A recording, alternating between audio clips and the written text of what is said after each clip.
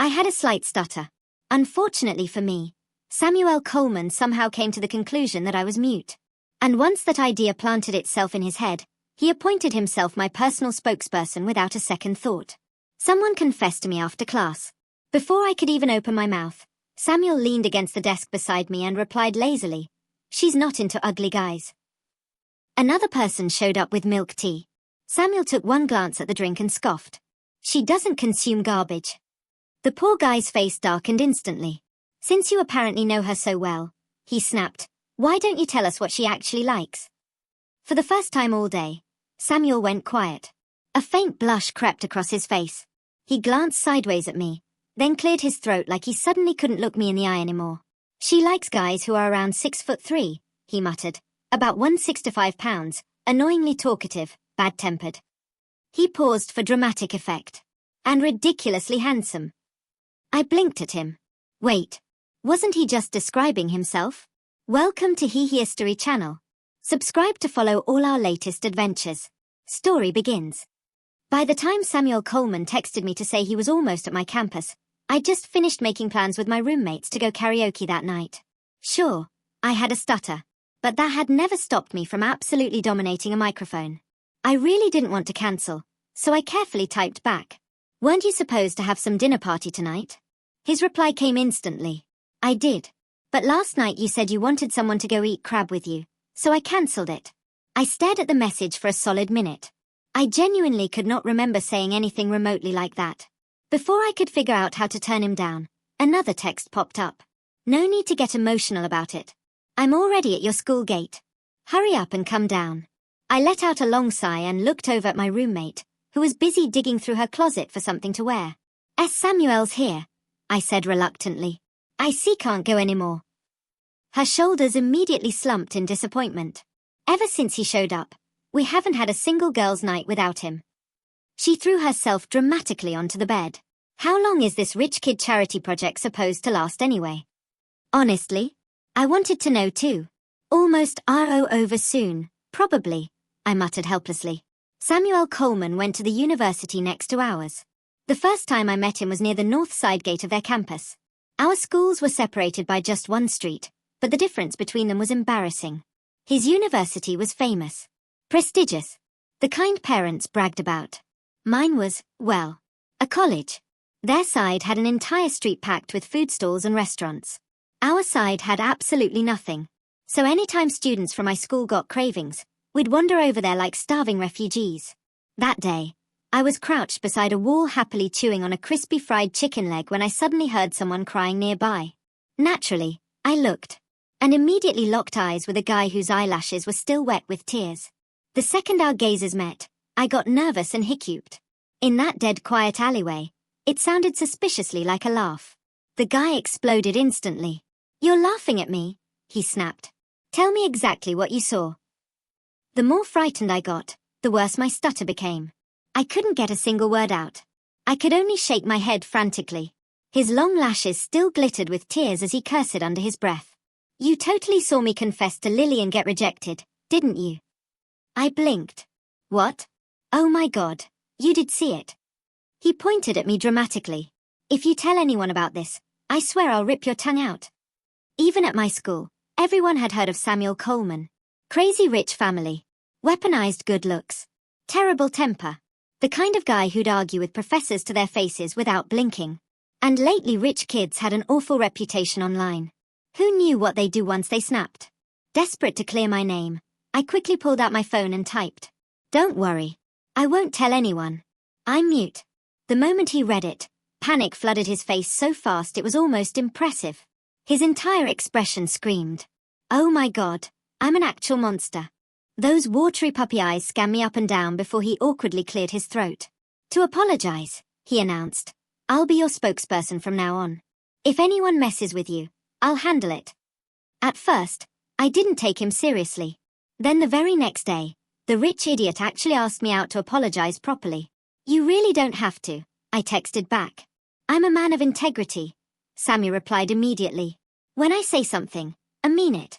Seriously, there's no need. You keep refusing this hard. Don't tell me you lied about being mute." Unfortunately, he was way too observant. Terrified my lie would fall apart, I forced myself to go. And somehow, from that moment on, I got completely stuck with him. He claimed to be my voice, but half the time he just made things up. One weekend he invited me hiking with his friends. I texted him that I didn't want to go. He turned around and told everyone. She says she'll only come if I carry her. Another time he dragged me to some holiday gathering. I said I wasn't hungry. He told his friends. She wants me to feed her myself. In less than 2 weeks, I became famous. All his rich kid friends were spreading rumors that Samuel Coleman had gotten trapped by some clingy mute girl. I suffered in silence and went back to complain to my roommates. One of them rubbed her chin thoughtfully. You know, this feels weird. I think the young master might have impure intentions. Another roommate gasped. Wait, does he actually like you? Absolutely impossible. Forget the fact that I looked painfully average. I had personally witnessed this man crying hard enough to flood the sidewalk over another girl. There was no way he liked me. Of course, I couldn't explain any of that because I'd promised to keep his humiliation secret. So I came to only one conclusion. This was revenge. A long, elaborate revenge plan to ruin my reputation because I'd witnessed a terrifyingly handsome man cry actual tears. That weekend, our student union organized an environmental volunteer event. A huge group of us got dragged downtown to pick up trash. Most people hated it. I, however, had been looking forward to it for days. Not because of the charity work, but because I'd been paired with Howard Price, the vice president of the student union, and we'd already agreed to grab dinner together afterward. Howard Price was my childhood neighbor, and the only person I'd ever truly liked. He was gentle in a way that felt almost unreal. Back when kids mocked my stutter, I used to hide in his house and cry. Then one day his family moved away to a bigger city, and we lost contact completely. I never expected we'd meet again in college. Honestly, we should have had dinner together ages ago if Samuel Coleman hadn't kept interfering with my life like a plague. Before heading out, worried Samuel might pull another stunt, I messaged him in advance about the event. The second he heard it involved picking up garbage, he lost interest immediately. Which idiot came up with this genius idea? Environmental protection means walking around collecting trash now? The event had actually been Howard's idea, so naturally I defended it. We're environmental warriors. Oh, good luck, little warrior. And next time you see me, wash your hands first. As if I wanted to see you. For the event, Howard Price wore a simple athletic jacket. Even dressed casually, he still looked refined and elegant. The moment he saw me, he smiled softly. Sophie's all grown up now. Heat rushed to my cheeks instantly. I wanted to tell him he was still just as gentle as I remembered, but I got too shy to say it.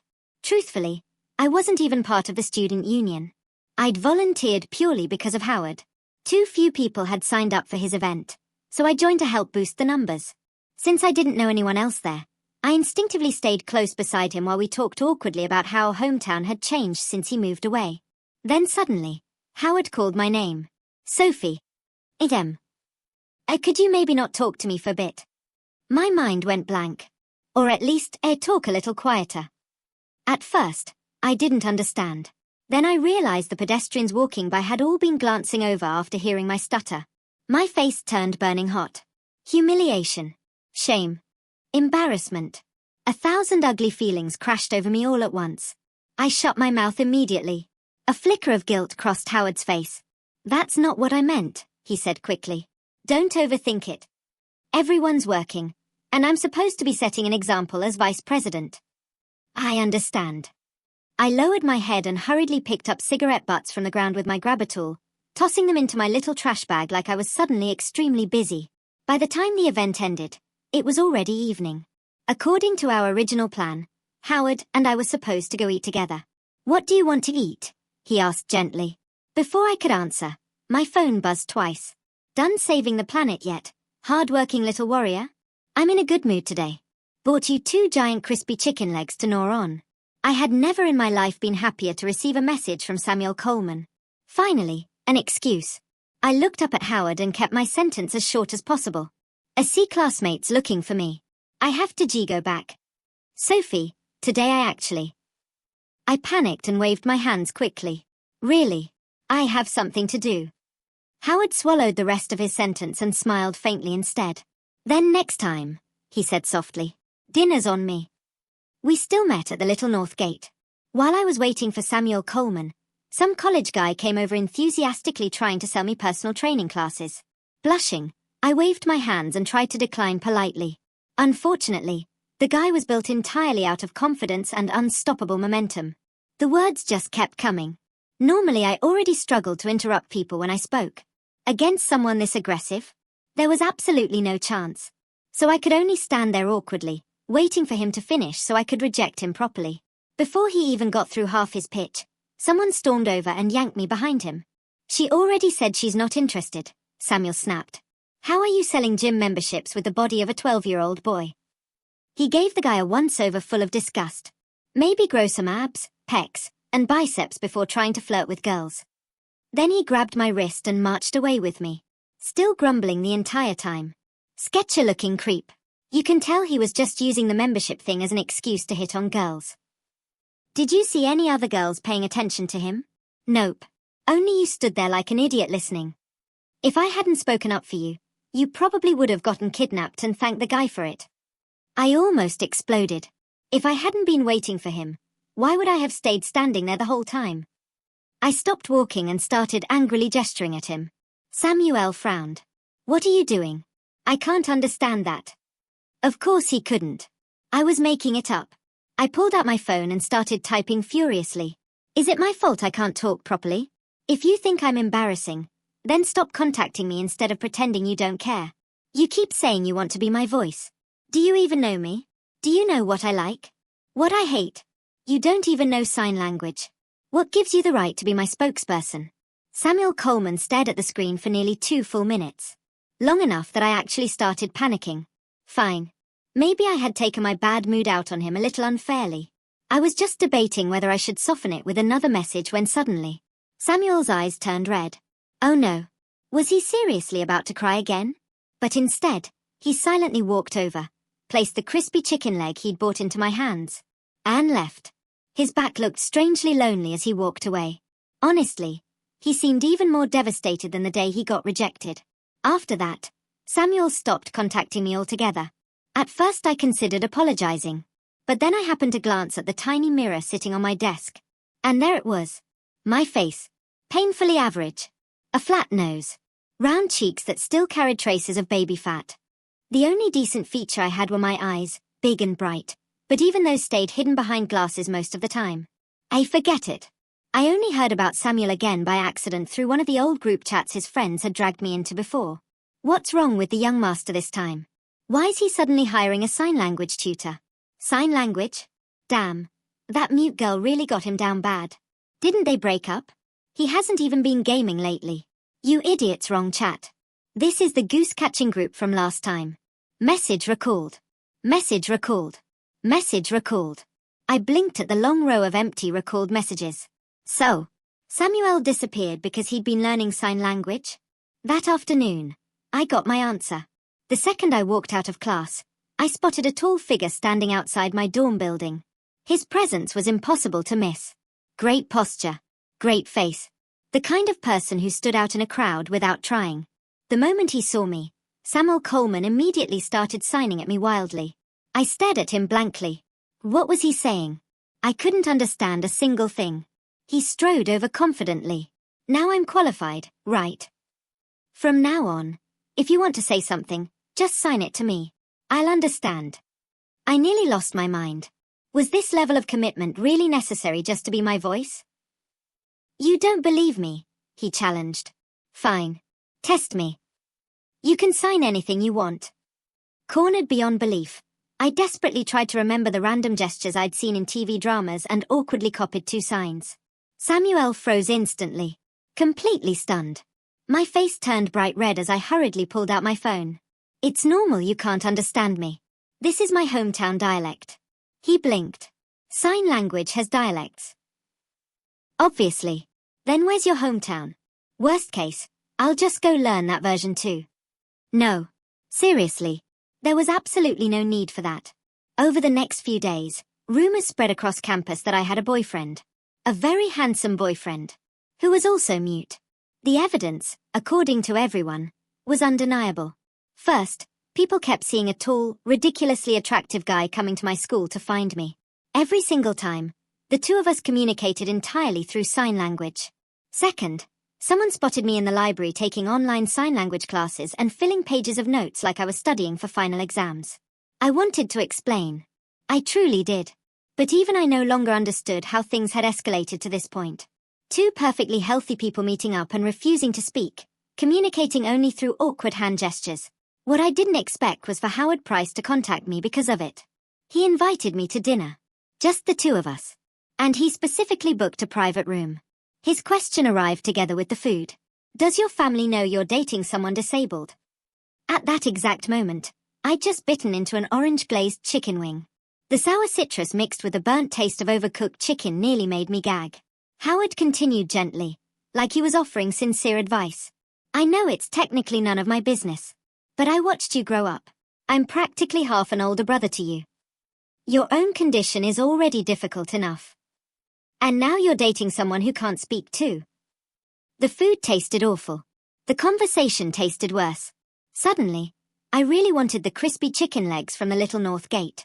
As if on cue, I lowered my head and glanced at my phone. One of Samuel's friends had just posted a new story. Tell me honestly, besides Samuel, who the hell eats crispy chicken legs in a nightclub? Lily's about ready to disown him. Attached was a photo of Samuel Coleman lounging on a sofa with one leg crossed over the other, angrily chewing on a chicken leg. He looked deeply offended about being photographed and was glaring straight at the camera. Beside him sat a woman with sleek shoulder-length hair, sharp heels, and an immaculate business suit. Not a student. She carried herself like an elite corporate executive. Her expression while looking at Samuel was pure disgust. Lily. Lily Jenkins. The name felt familiar. Oh wait. Wasn't she the girl who rejected Samuel? No wonder he hadn't dragged me to his gathering today for once. His goddess had returned. Without thinking, I clicked into Samuel's profile to see if there were any other updates. And accidentally hit the call button. The voice call went through instantly. I panicked and reached to hang up. But someone answered before I could. Then a woman's sharp voice cut through the speaker. So I heard that because I rejected you, you went and found a mute girl just to provoke me. Samuel, you've been like this since high school. When I dated someone, you insisted on getting a girlfriend too and begged me to pretend to be your parent at conferences. When I went out with my ex-boyfriend, you faked a leg injury so I'd come take care of you. Can you stop being so childish for once? Her voice wasn't loud, but it burned against my ears anyway. I hung up in a panic. Right then, Howard returned after paying the bill, holding out a mint candy he'd grabbed from the counter. I shouldn't have spoken so harshly earlier, he said softly. I'm sorry. But I do care about you. I'm only saying this because I think of you like a younger sister. I won't tell your family, but you should really think carefully about this. I lowered my head and stared at my shoes, unable to look at Howard's familiar yet strangely distant face anymore. A gentle spring breeze rolled past carrying the scent of flowers. For some reason, it made me shiver. I wasn't born with a stutter. When I was little, I used to be talkative, quick-witted, good with words. Everything changed the day I watched my mother die in a car accident. After that, I became quiet, slow, withdrawn. My father thought I simply lacked motherly love, so the following year he remarried. My stepmother moved into our home with her daughter, who was 2 years older than me. When my father was around, they treated me warmly. The second he left, the mockery began. My stepmother called me mute, said I looked like a brainless idiot wandering around all day. Under endless insults, my stutter grew worse and worse until eventually I couldn't even finish a full sentence. That was when Howard Price appeared. He was the same age as my stepsister, but infinitely kinder. When he noticed I wandered around alone after school every day carrying my backpack, he started bringing me to his house to help me with homework. Whenever neighborhood kids mocked me for stuttering, he'd stand up for me and scare them away. When he moved away, I spent years hoping we'd meet again someday. The walk back to my dorm felt unbearably long. My phone vibrated several times. All messages from Samuel Coleman. Did you just accidentally call me? I'm at a bar with David and the others. Didn't hear it ring. Wait, my phone literally answered by itself, what the hell? After hesitating for a while, I finally typed back. I hit it by accident. Yeah, figured. You probably wouldn't voluntarily voice call me. Good thing I was smart enough not to call back. This place is boring as hell anyway. Thinking about leaving early. What are you doing? Wanna grab late night food? So this was happening again. Using me to make his goddess jealous. Forget it. I'm going to sleep. He didn't push. Just replied with, all right. Honestly, I was angry about it. Nobody likes being used. But after thinking about it carefully, having ulterior motives somehow felt easier to accept than pure kindness. Because someone treating me well for absolutely no reason at all? That scared me even more. Over the next few days, Samuel stopped coming to find me. He texted saying something had happened at home and he needed to go back for a while. I figured it was probably just an excuse. The real reason was obvious. His goddess was back. And I'd lost my usefulness.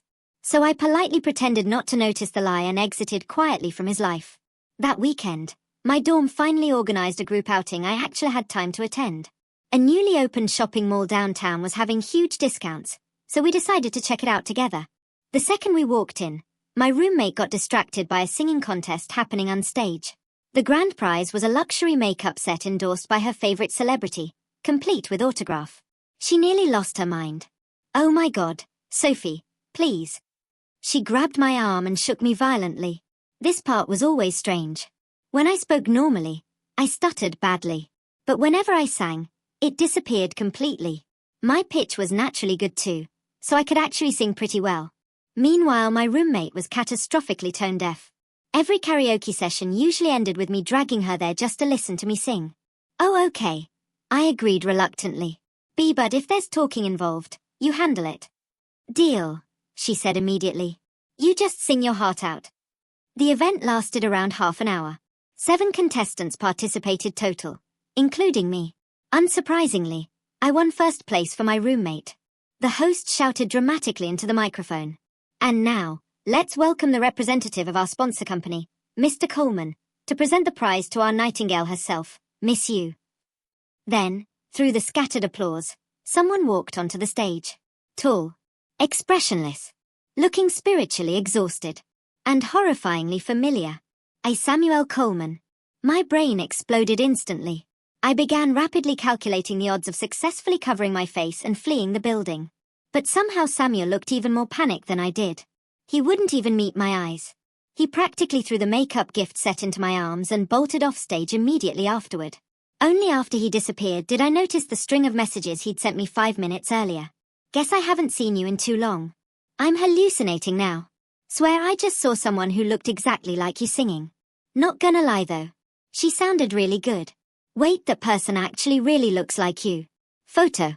How many daughters did your mom give birth to? Are you secretly twins or something? My roommate looked like she was about to cry. She rushed over apologizing frantically. Baby, I'm so sorry. If I'd known he was the sponsor representative, I swear I would have dumped all my skincare products into the toilet before making you go on stage. Should we explain it to him? I can go chase him right now and say you lip-synced and I was actually the one singing. Samuel Coleman wasn't exactly brilliant. But he wasn't stupid either. It's fine, I said softly. I'm the one who lied. This had always been my fault. I should have known there'd be a day the truth finally came out. I just hadn't expected it to end in such an embarrassing way. About a week later, one of Samuel Coleman's friends suddenly messaged me. He even sent a full 60-second voice message begging for help. Sis, did you and Samuel Coleman have a fight? I'm begging you, whatever he did, please forgive him. Do it for me. I seriously can't take it anymore. He keeps playing Love Story in the dorm, and while he listens, he keeps criticizing the singer, saying her voice isn't sweet enough, her pitch isn't stable, her stage presence is weak. If it's that bad, then change the damn song. But no. This guy plays it from morning to night, non-stop. Now when I sleep, I swear I can hear bird-like vibrato in my ears. Love Story. That was the song I'd sung that day. Hearing that, I got nervous. Samuel Coleman hadn't been so traumatized that he'd gone insane, right? Unable to resist the guilt eating away at me, I quietly ambushed the entrance of Samuel's dorm the next morning, planning to secretly check on the situation. I was sneaking around like a suspicious little thief when someone suddenly tapped me on the back. A very polished, beautiful woman smiled at me. You're Sophie, right? The little mute girl? Why are you crouching here? Looking for someone? Who would have thought I came here to gather information, only to get taken away by Samuel Coleman's first love? I've seen your photo before, she said. I remembered you right away. You're really cute. No wonder that little tyrant Samuel Coleman fell for you. Being praised by a pretty woman made my face heat up. But the second I heard the last part, I panicked and hurriedly waved my hands, then typed. He loves you. Lily Jenkins laughed lightly. He only thinks he loves me. Was there a difference? Samuel Coleman is obviously just a clueless, dramatic teenage boy who never grew up. We lived in the same neighborhood when we were kids. I was the leader of the pack and dragged him around doing stupid things every other day, so he mistook that closeness for romantic feelings. Later, I dated his sworn enemy because that guy was more handsome than him. Samuel refused to believe it. He insisted my taste was defective and said he'd pursue me just to compete with him. No, I typed seriously. He was serious. That day when you rejected his confession, he cried. Please. Lily rolled her eyes. Who confesses while eating a crispy fried chicken leg? The vendor probably sprinkled chili powder on it. Samuel has this ridiculous reflex. He cries whenever he eats spicy food. Me. Lily was very honest.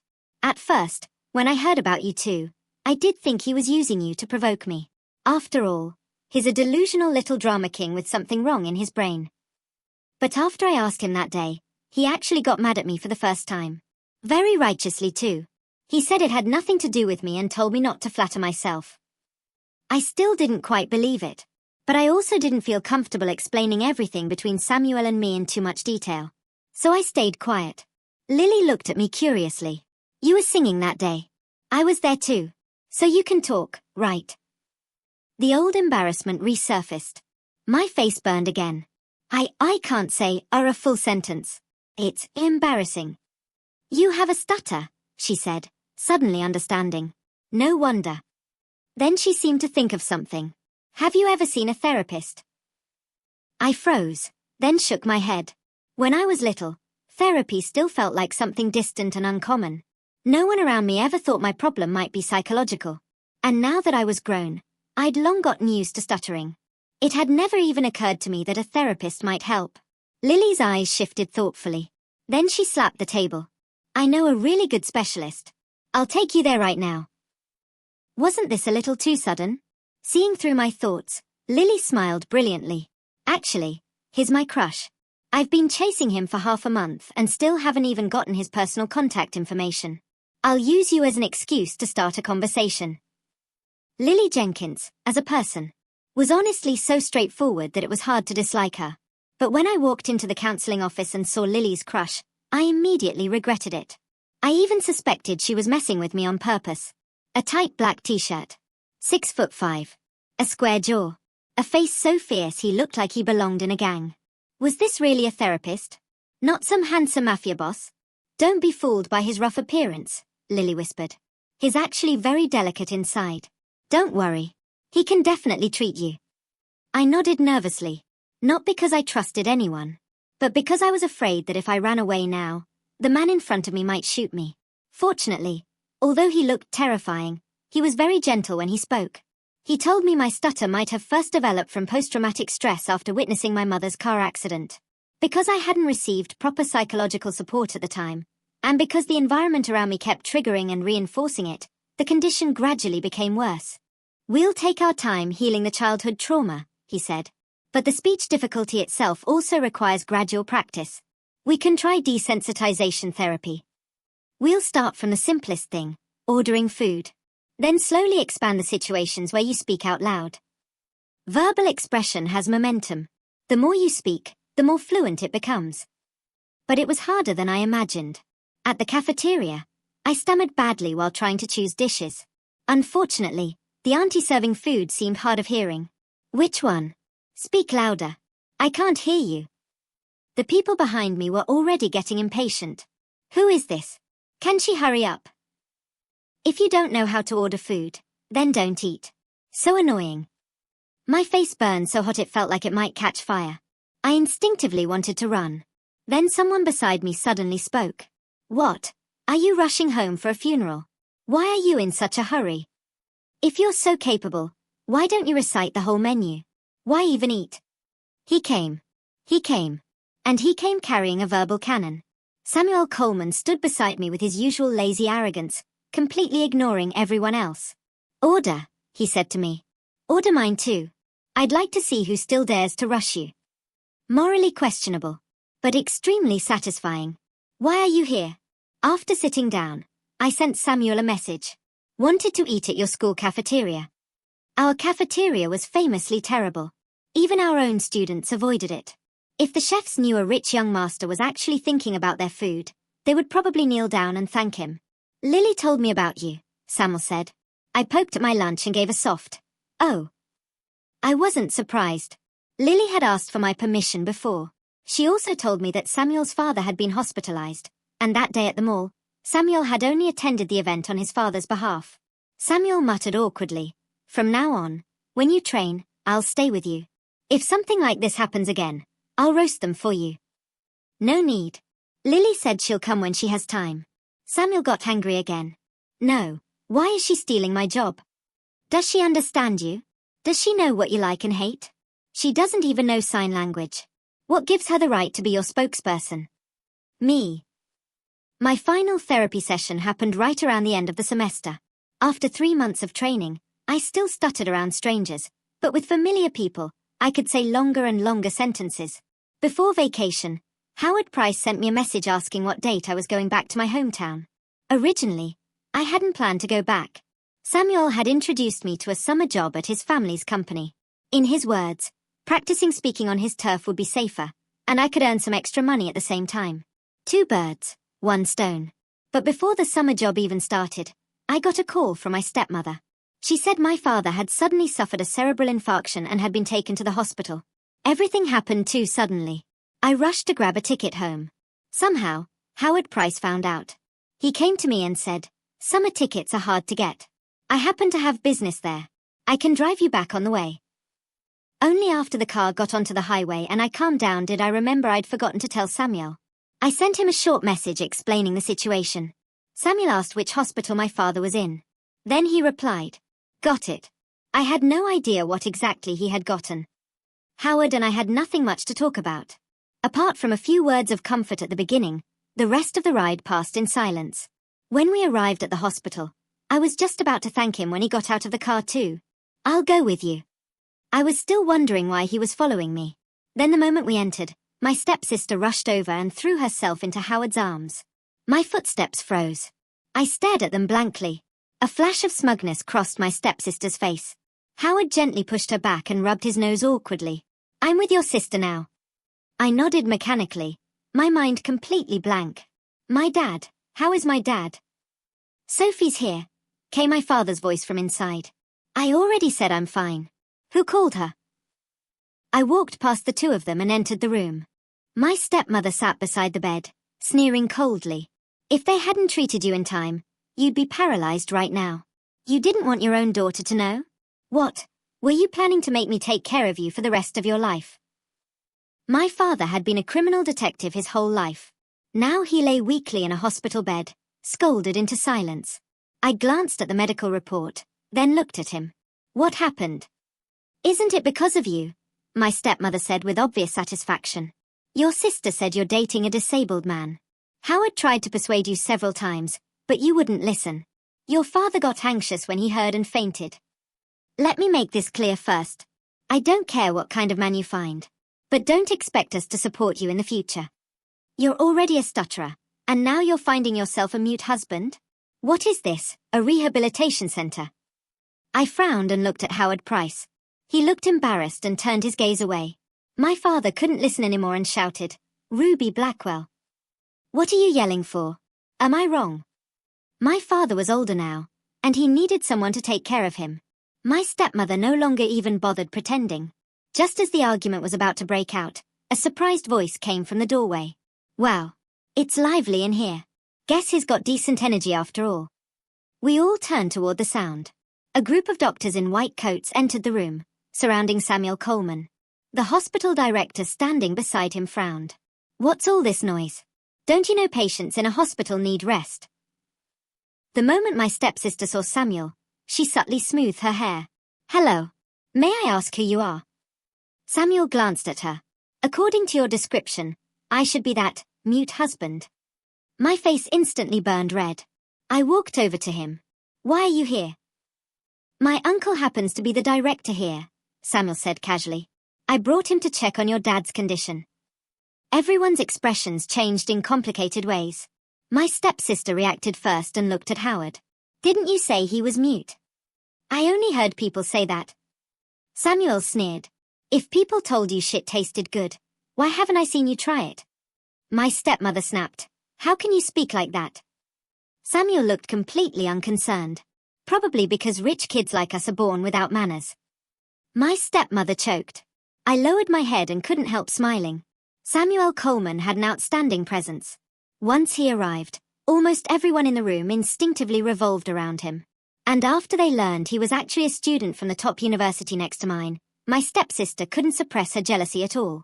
Our family was originally worried Sophie wouldn't be able to find an excellent boyfriend because of her condition. Now we can finally relax. Even though Sophie stutters, boys have always liked her since we were young. Unlike me, I barely talked to boys growing up. Even my boyfriend treated her better than he treated me when we were kids. As she spoke, she glanced at Howard resentfully. Right. Howard coughed softly. Her situation was special.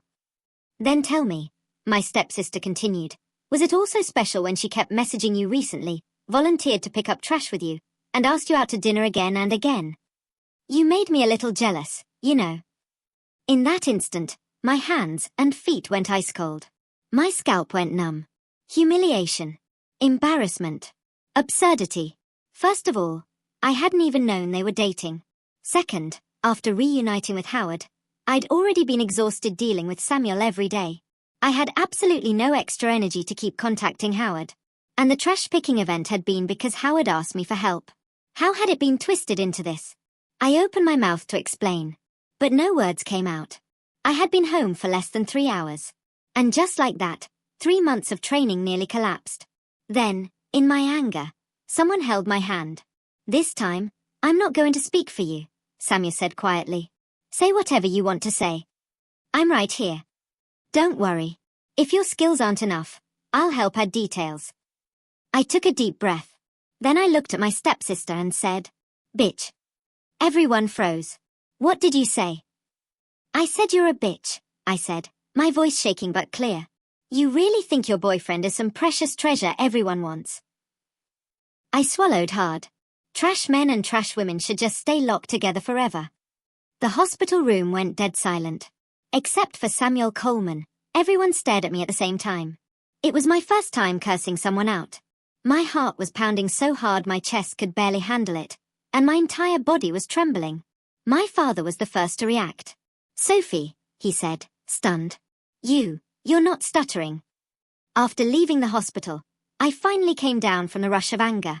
Only then did the satisfaction of cursing someone out hit me belatedly. Happy now? Samuel Coleman ruffled my hair. Felt good, didn't it? Sophie, you did great today. Your official spokesperson was completely useless. I couldn't deny it. It had felt amazing. But I still thought I'd been a little impulsive. After all, we were family. We would still have to deal with each other in the future. Samuel seemed to see right through me. The foundation of family harmony is respect, he said, not swallowing every grievance until you choke on it. Hasn't the past decade taught you anything?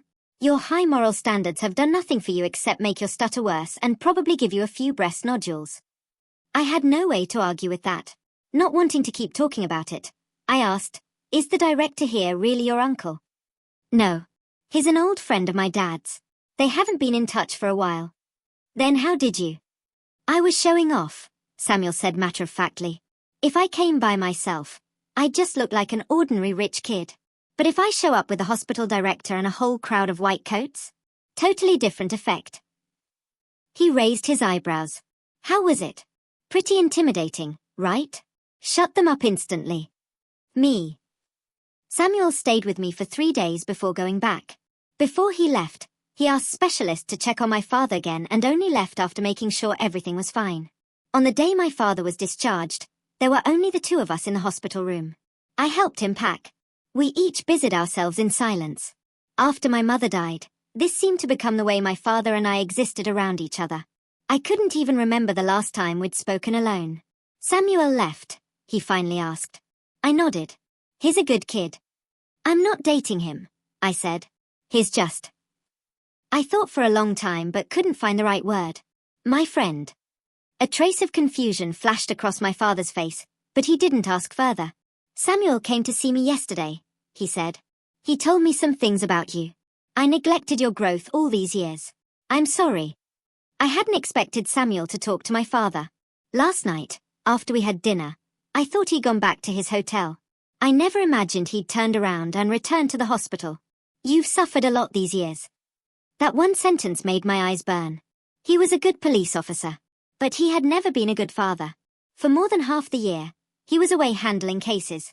And on the rare occasions he came home, all the words in the house were taken by the people who spoke well. There was never a turn left for me.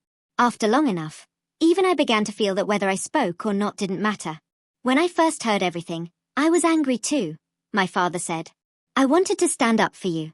But after thinking it through, your stepmother, despite her sharp tongue, has treated me fairly well all these years. And now that I'm like this, I need someone by my side. Of course I knew he wouldn't divorce her for me, but hearing him say it still hurt. In the end, I was still the one being left behind. My father rubbed his hands together, then stuffed a small card into my palm. Everyone says I treat both girls equally, but you're my biological daughter, and you lost your mother so young. I've saved some money for you these past few years. It should be enough for a down payment on a small apartment. And the beneficiaries on my insurance are all under your name. Just keep that in mind for the future. If you miss me, come back and visit. If you don't, then live your own life. All right. Your stepmother and the others are waiting downstairs. Take your things and go. After I got back, I deleted both my stepsister and Howard Price from my contacts. People who didn't matter only took up space. Howard, however, blocked me downstairs at my dorm a few times afterward, always trying to apologize. He said he hadn't known I used to have feelings for him, and that he had already broken up with my sister. It was baffling. Completely incomprehensible. Then Samuel cursed him away. She's had a stutter these past few years, not blindness. You really think she liked you? What kind of oversized ego does it take to imagine something that beautiful? I should have gone to that trash-picking event too. Then I wouldn't have let such a huge piece of non-recyclable garbage wander around the street offending everyone's eyes. After that, Howard never came again. Just like that, 2 years passed. During that time, I continued therapy. My sessions gradually went from 3 times a week to once a month. Today was my final appointment. Unless something special comes up, you won't need to come see me anymore, the handsome mafia boss-looking therapist said with a smile after our hour was over. If you keep coming, I'm afraid your tongue twisters will end up smoother than mine. Me. He was scary enough when he didn't smile. When he smiled, he was even scarier. Lily Jenkins, who had come with me, laughed so hard I could see her back teeth. It's been 2 years. How are you still not used to his face? She held the therapist's face in both hands and turned it left and right. He's not that ugly. Honestly, he wasn't ugly. He was even handsome in a rough, dangerous sort of way. I was just timid and unable to appreciate it. The therapist helplessly pulled her misbehaving hands away. His face stayed expressionless, but his ears turned red. It was worth mentioning that after 2 years of chasing him, Lily Jenkins had recently been promoted to official girlfriend. Apparently, the therapist had refused to agree for so long because Lily had too much romantic history, and he thought she was only playing around with him. That evening, the 4 of us made plans to eat together with Samuel. Samuel was 1 year ahead of me and was graduating soon. Recently, he had been interning at his family's company. When he arrived after work, I was standing at the entrance being blocked by a younger guy. A confession. After spending so much time with Samuel, I really had become more confident than before. Maybe because of that, more and more boys had started confessing to me. This one seemed vaguely familiar. A new freshman in our department. Even after everything I'd been through, I still couldn't stop feeling awkward whenever someone confessed to me. My fingers curled nervously. Before I could speak, a voice floated over. Sorry, kid. She's not into younger guys. Samuel Coleman had arrived. The boy looked ready to curse at whoever had interrupted him. But the moment he saw Samuel in a crisp suit, his confidence instantly shrank. He turned back to me and handed over the milk tea in his hand. Senior, I bought this especially for you. Whether you accept me or not, I hope we can still be friends. Take it away. She doesn't consume garbage. After being insulted twice in a row, the boy finally got angry. Who the hell are you? What gives you the right to speak for her? You don't know. Samuel said lazily. I'm her spokesperson. She doesn't like talking, so I usually act as her representative. Fine, the boy snapped.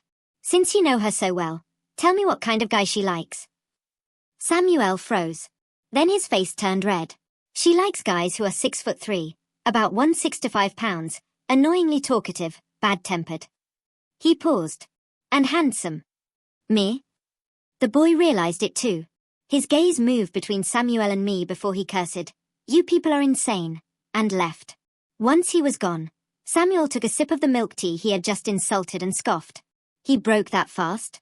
Kids are so immature.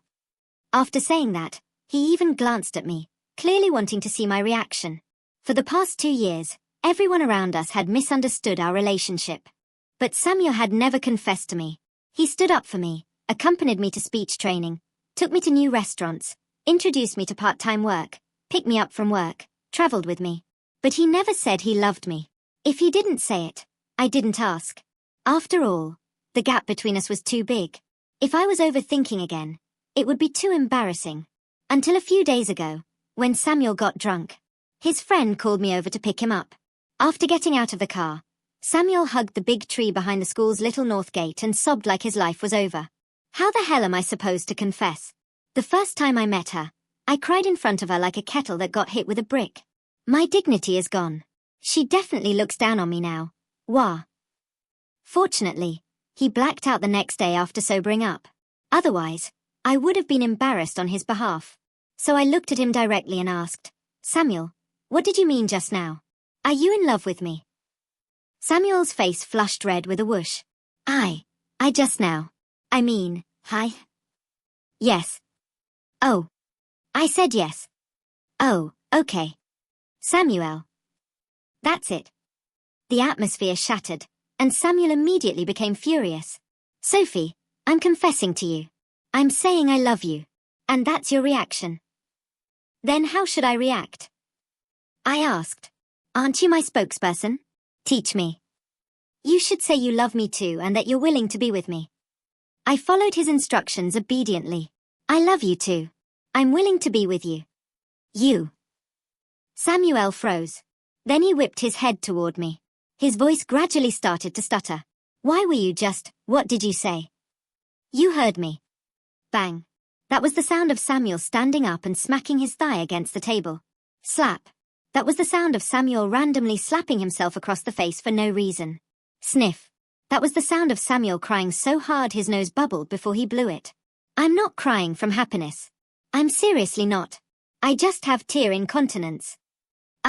Who the hell put chili in my milk tea and made me cry? Me. The end. Thanks for stopping by. Subscribe and hit the notification bell so you don't miss out on any new videos.